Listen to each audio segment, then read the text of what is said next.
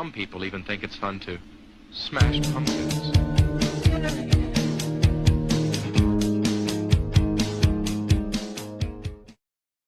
Hey guys, looking for episode 96 of Mark Goes to the Movies. And we're going into hour two of In Search of Darkness 95 to 99. This is just more, this hour didn't add as much. Though there were some funny stories though with what they brought to the table. They started off with From Dusk Till Dawn. This is there's very few good horror movies in the 90s. And then this is probably one of the best ones from Dusk Till Dawn. This is Quentin Tarantino, though. I think people don't like him anymore after what he said about Paul Dano and Matthew Lillard. And then like Tarantino kind of stuck as an actor, anyways. He's not the best part of this movie. Tom Savini is, and George Clooney is pretty good as well.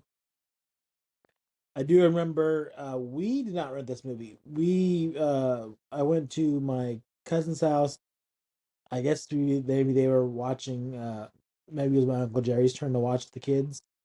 But I remember, yeah, From Dusk Till Dawn and Friday running at the same time. So I think it came out at the same time. But I remember those. Yeah, that was great movie. Really enjoyed it. The next one was Hellraiser 4. I don't. I've never seen Hellraiser 4. And if I did, I don't remember. There's so many of them, and they're all kind of the same. After the first one, it's like I'm not really interested anymore. And then the Doug Bradley interaction, which I've covered before, where the dude's just kind of like a jerk at conventions. Not very pleasurable. The not no, that's the right word. Sorry guys, this is the edibles kicking in. It might make this a little difficult, but it's a documentary. It's a 6 hour documentary. Gonna need something to get through it. I'm actually gonna watch the 97. We're going to the 97. So I'll do one more episode for 97, and then I'm gonna do an off episode. Something else. But yeah, Hellraiser 4. Apparently, it had Adam Scott in it. So, who I don't know. And apparently, it's like three different stories. I don't. And one thing they talked about was how Kevin Yeager started directing it, and then some guy took over it, and the guy was like, the studio was like, "Hey man," because it's all about the Weinstein now, and what is it? Harvey Weinstein, the rapist. Apparently, uh, apparently they guess they did a lot of these movies. Which yeah, makes sense to mention films. So the next one was Tremors 2. I love Tremors. There's no Kevin Bacon in Tremors 2 though. And I think that's where it kind of misses the mark. But it's really enjoyable. I like that movie. I'm not saying anything bad about it. One after that was Cemetery Man. I've heard of this one. Let me see what's on Amazon. How much is it on Amazon?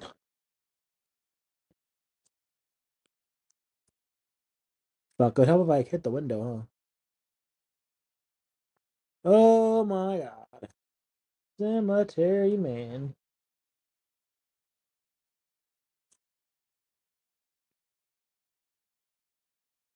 Oh, it's the 4K of it. Oh, look at that. $30. Goddamn, dude. From Severn. Yeah, I don't know. I'd have to watch it first to see if I like it. Blu-ray's $20. Yeah, need to see it first. Maybe I'll see if it's on streaming. Is it streaming? Maybe that will be easier. Oh fuck, my keyboard's not lighting up. Cemetery. I'm sitting in the dark watching this. Streaming. Oh, straight. I'm not in America, dude. Oh, it's on Tubi, so all right. It's on Tubi. It's on Pluto. Is it on Shutter? It says on AMC Plus. I wonder if it's on Shutter.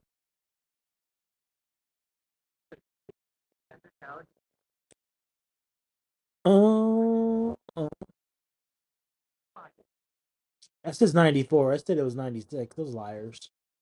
Lying bastards. All right, yeah, I'll give that a shot. It looked interesting. If you've seen Cemetery Man, let me know if it's any good. I'm still waiting on those Singaporeans to find me on Instagram and message me, but not yet. Let's see. Then they did The Craft. I have seen The Craft. I do have The Craft. There's one that took a really long time to watch. I remember watching it with my youngest daughter Peyton actually, and it was enjoyable. It was like I like that movie. I like the see the clips and all that stuff. Actually, I want to say I saw the American Dad parody first before I saw the actual movie. But good movie, really enjoyable. Like it quite a bit. Max, what do you want? He's not in the Max isn't mentioned yet.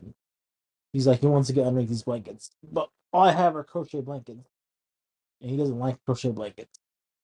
All right, dude, go. You're on the blanket itself. This is all I can offer you, man. Is a little bit of my blanket. All right, comfortable. Let's see. The Frighteners. That was the other one I did. Again, movie I haven't seen in probably since it came out, to be honest. But really, I do. I think I have it. I don't know. I have to look. I'll have to look and see if I have that one. But I'm gonna watch that one this year. Bordello of Blood. Of course, I have that movie. The Anything Tales from the Crypt. I love it. They told a lot of stories about Bordello of Blood too, and Dennis Miller was apparently an asshole that no one liked. He didn't like the script. That's why he didn't follow the lines. Corey Feldman was in it. Bill Sadler, who we talked about in the season 1, episode 1 of Tales from the Crypt. He was also in Demon Knight. He's in this one. He's interacting with the Crypt Keeper. It's funny when they talk about From Dusk Till Dawn. That was supposed to be a Tales from the Crypt movie. They're gonna get financing for it, and the guy was like, they wanted the Crypt Keeper shadowed in there. I'm like, I don't understand what a wraparound would have hurt your movie, but all right, you pretentious dick.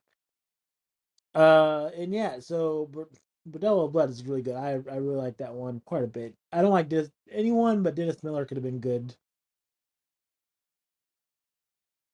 Like anybody else could have replaced Dennis Miller and been fine. He doesn't make that movie. The fact that he is a jerk, apparently, I wouldn't matter if he got replaced. And then the Island of Dr. Monroe. Never seen this one. This movie looks like it was crazy. I've heard stories. I know there's a documentary on the making of it, how bad it was. That's interesting to see. I don't know if I'm gonna search for it or not. It is that is an interesting one. Then sometimes they come back again. I know this one. I've seen the first one. Never seen the sequels. I think one they're in like space. I'm not sure. But this one had Alexis Arquette. It looked like it was what was that movie? Fear with Mark Wahlberg. But I guess it's the Michael Gross from Tremors. He's in Family Ties. He's in this one. The dentist. I do remember the dentist. I think it had to be uncensored. This dentist is one of the movies my grandma had that I would always borrow a bunch because I knew it was a horror movie. And yeah, it's not a that's not a PG-13 movie. That's a very rated R movie. Uh, I'd be interested to see remember how my grandma got that movie. I don't think at that point she was able to. Maybe it was a Cinemax or HBO weekend, and there she recorded it off there. You guys remember those where they used to give you the previews? Like, hey guys, you get HBO Max or not? You get HBO this week. Enjoy it, and then maybe you like it. Maybe you do more of it. Maybe you subscribe to it. Maybe you order it. I guess. Then I did Thinner. Thinner is one of my favorite Stephen King movies. I don't like a lot of Stephen King movies. I think the ones they do talk like The Shining. I'm not a big fan of The Shining. I like Doctor Sleep, I like Thinner, and I like what is the? I just fucking was just thinking of it. The one with the rat. Night Shift? It's not Night Shift. Ah, fuck. I just had it in my head. The one with the killer rats and they go down. I don't know. It might Graveyard Shift. God damn it. Graveyard Shift. That's the one I like. I like that one.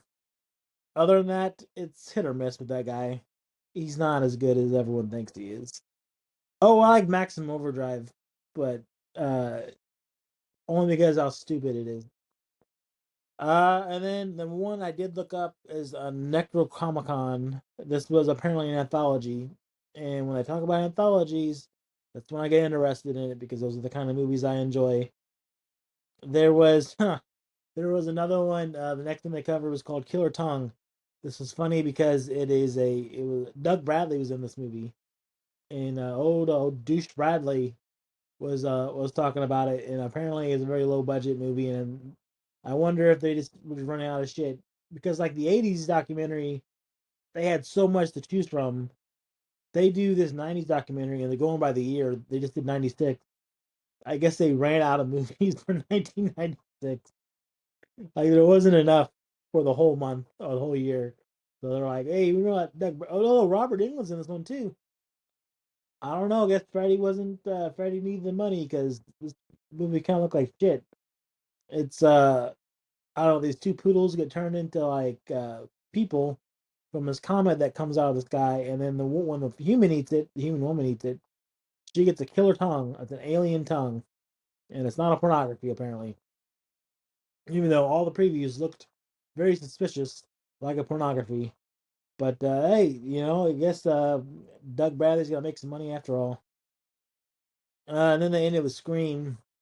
Scream is, I mean, what more can you say about Scream that you haven't already said? It's one of the most influential horror movies ever made. It brought back the slasher. It kind of saved horror movies, in my opinion, in the '90s. Brought them back.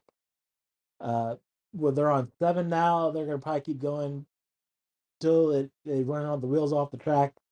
Uh, I mean, it's prototypical slasher. You can make any kind of like that. I mean, now there's nothing special about Scream. It's just more and more of them.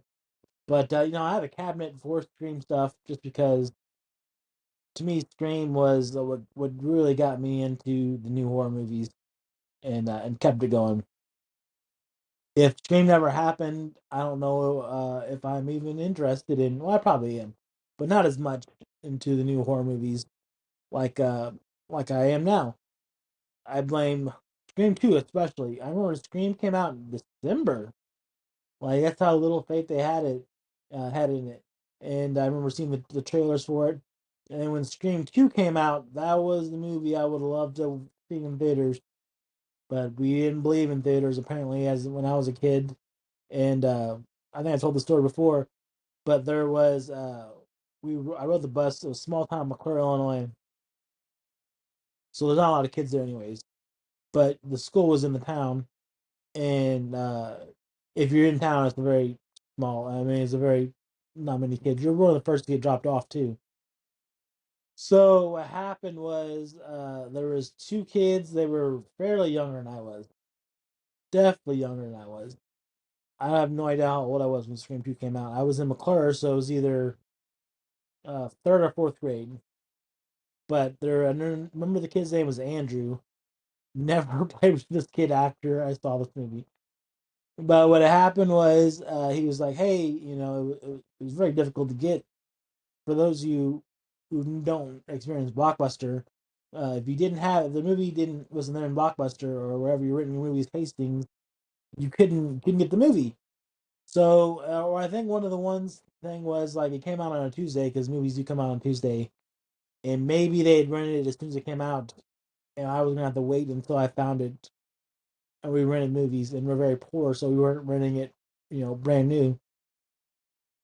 So he had got his parents had rented it, not for him because he was so much younger, and they were very church going parents.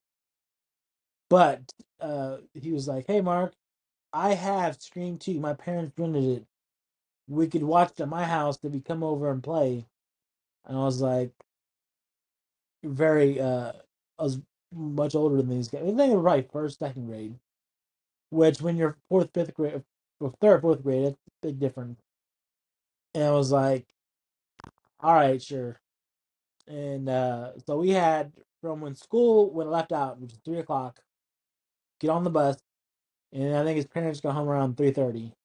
So I was watching it in like 20, 15, 20 minute intervals because we couldn't be in the house alone by ourselves watching the movie because it was definitely already a movie. And so that's how I watched Scream 2.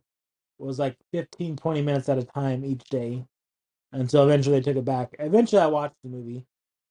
But yeah, that's how I saw Scream 2 is in 15, 20 minutes at a time. And then we'd go outside and play because then you want to build the friendship, and you play the Scream where someone was a serial killer, and then you got to hunt down the other kid. That that's my Scream 2 story. Yeah, that's 1996. I don't enjoy this one as much as the other one. There are some movies I've never heard about, but I think in Search of Darkness 1, 2, and 3 are a lot better. I'm not saying that because I produced part 3 or helped produce part 3. I wasn't the whole person behind it, but yeah, this is it's not as great. I do think because they're talking about The Exorcist a lot. I do think I am going to watch The Exorcist tonight. Never seen it. Never seen The Exorcist. I know it's uh maybe it's a major flaw, but yeah, I've never seen The Exorcist. I'm gonna watch it. I'm gonna watch either tonight or tomorrow night. Tentatively tonight. Although if I wait till tomorrow night, I could watch it and then watch Hokum same night. Maybe that's what I'll do. I don't know. But yeah, that's the In Search of Darkness 95, 99. That is part 2 of this review. I'll keep going as we march towards 100 episodes. As always, guys, go watch a movie, nerds.